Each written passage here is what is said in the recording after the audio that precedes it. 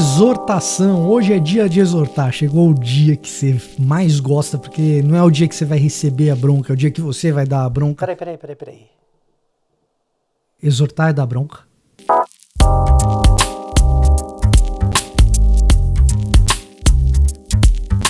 Seja bem-vindo a ele que está de volta ao nosso quadro Passagens Perigosas. A gente vê passagens bíblicas que, mal interpretadas, podem se tornar um perigo. Hebreus 3,13 diz assim, antes exortai-vos uns aos outros todos os dias durante o tempo que se chama hoje, para que nenhum de vós se endureça pelo engano do pecado.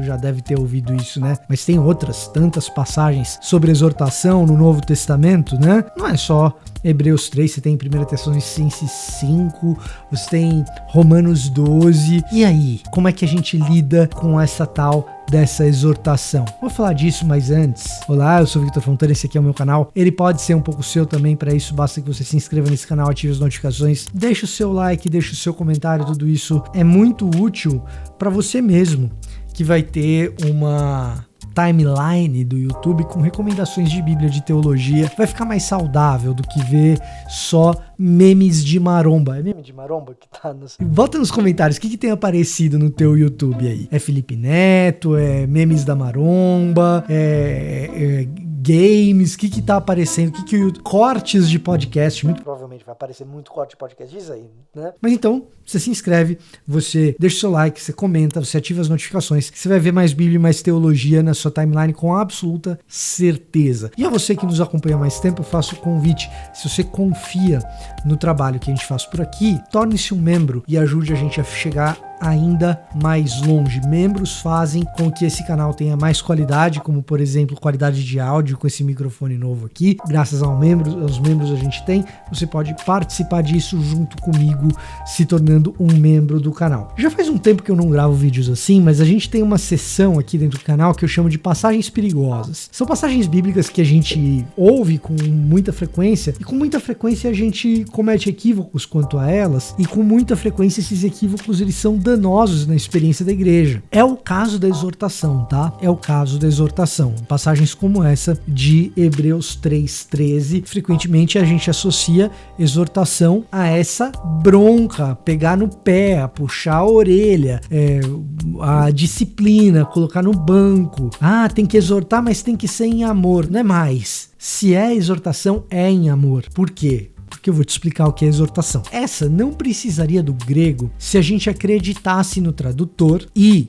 nos dicionários de língua portuguesa, tá? Se a gente acreditasse no tradutor e nos dicionários de língua portuguesa, a gente já resolveria este problema, e eu te explico o porquê. Exortar não é dar bronca, exortar é dar ânimo. Exortar não é puxar a orelha, exortar é encorajar. Em português, em bom português. Então, você tá tão habituado, eu tô tão habituado a ouvir a palavra exortar no púlpito, ou na escola dominical, ou no ambiente evangélico, e relacionar isso ao momento da disciplina, que a gente não vai no dicionário ver o que significa. Na língua portuguesa significa dar ânimo. Em qualquer dicionário que você pegar aí, vai ter a ver com dar ânimo, persuadir, encorajar, tá?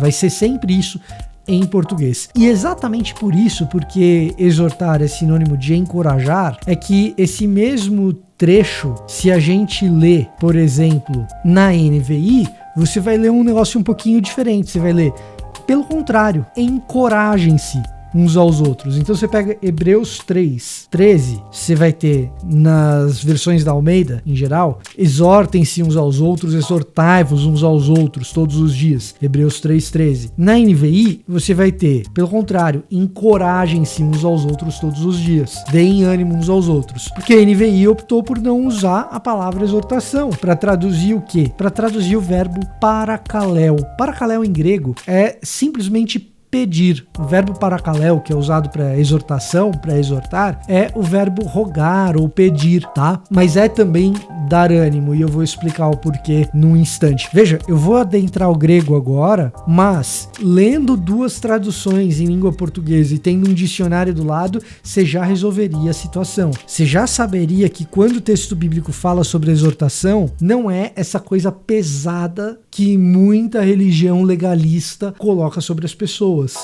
E você já saberia que, apesar da gente ter que ser contra teologia de coach, já falei aqui um monte de vezes do Instagélio, esse evangelho do Instagram, blá, blá, blá, blá. Embora a gente seja contra essas coisas todas, encorajamento mútuo, motivação, motivar uns aos outros é bíblico. É ordenança bíblica, tá? Bastaria o português, um bom dicionário da língua portuguesa e 2 traduções. Você ia ver que onde uma traduz por exortar, a outra traduz por encorajar, precisamente porque são sinônimos. Exortar e encorajar são sinônimos. Tem nada de bronca nessa história, não tem nada de puxão de orelha ou de disciplina nessa história, tá? Esses dias, inclusive, teve alguém que comentou nos vídeos, porque eu sou eu não quero esse evangelho paz e amor seu aí, não. Eu quero o evangelho da exortação. Muito bem, meu irmão. Você quer o evangelho da exortação? Então deixa eu exortar você. Eu queria te motivar a ser mais amoroso e mais pacífico, porque é disso que se trata. Mas vamos falar do grego. Parakaleo é o verbo pedir. Quando você tem lá Romanos 12, versículo 1, rogo-vos, pois, irmãos, que apresentem os vossos corpos como sacrifício. Já ouviu essa passagem? Romanos 12? O rogo-vos, né, é parakaleo. Tá? É o verbo parakaleo. Esse verbo parakaleo, às vezes é pedir, mas às vezes é incentivar, especialmente num contexto de clamar aos liderados num ambiente militar. Então você tem uma campanha militar, você tem uma batalha, e nessa batalha, no discurso de batalha que um líder de batalhão ele faz para inflamar a tropa, ele clama, ele pede, ele exorta, ele dá ânimo, e o verbo utilizado aí é parakaleo no grego.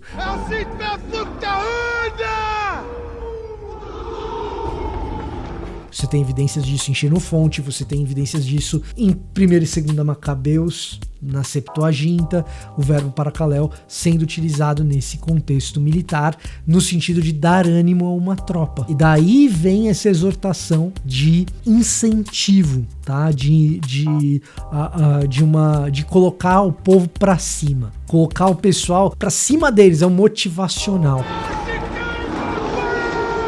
Mas existe ainda uma segunda instância em que parakaleo é utilizada, nesse sentido de exortação, num termo ainda mais técnico do que esse, que a gente observa em Romanos 12:8, quando fala sobre dom de exortação. Se tiver o dom de exortação, exorte. Que dom de exortação é esse? É o dom de motivar alguém. E esse dom de motivar alguém, ele aparece em oposição, em alternativa ao exercício de motivação que um paracletos faz. Parakaleo e paracletos têm o mesmo radical, fazem parte do mesmo campo léxico, eles fazem parte das mesmas ideias. Quem é pentecostal sabe do que eu tô falando já. Quem que é o Paracletos? É o Consolador, é o Espírito Consolador. O Paracletos, ele é o Espírito que consola, e a atividade do Paracletos, biblicamente falando, é de ser esse que proporciona consolação no meio da dor. Só que a atividade do Paracletos no primeiro século, quando se fala em parakaleo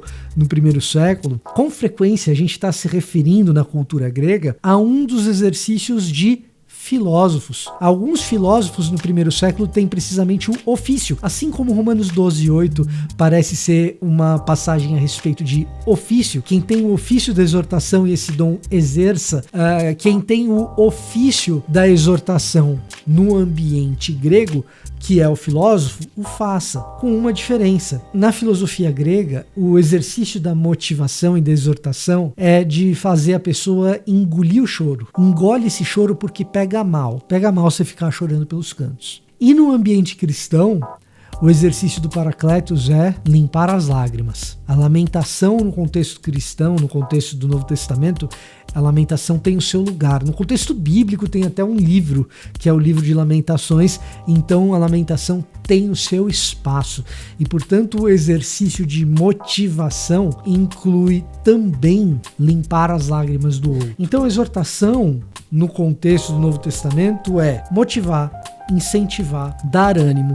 Ânimo para vencer o pecado, que é um dos contextos, tanto em Romanos, quanto em 1 Tessalonicenses 5, quanto em Hebreus, capítulo 3, é de uns aos outros motivar a vencer as tentações, a superar os desafios de não se moldar ao mundo, que é precisamente o que o capítulo 12 de Romanos vai dizer que a gente tem que fazer, né? Não se modelar ao mundo, e para isso é importante que a superação de um grande desafio ela conte com pessoas se motivando umas às outras para superar esse desafio de não se moldar ao mundo.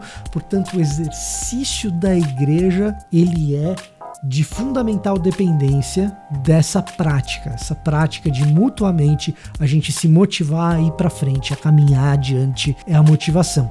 Exortação é uma coisa boa, não é puxar a orelha, não é dar bronca, é motivação, tanto no dicionário da língua portuguesa, quanto nos seus usos do grego bíblico, quando a gente observa tanto as fontes primárias exógenas ao texto bíblico, como também as do próprio texto bíblico. Faz todo sentido do mundo que a gente saiba que exortação é motivação mútua. Portanto, não saia por aí dando bronca. Você fala, bem na minha vez, eu tomei tanta bronca, agora não posso dar mais. Retribua a próxima geração com amor as pancadas que você recebeu. Tá bom? Esse era o meu recado para hoje. Eu vou ficando por aqui. Até a próxima.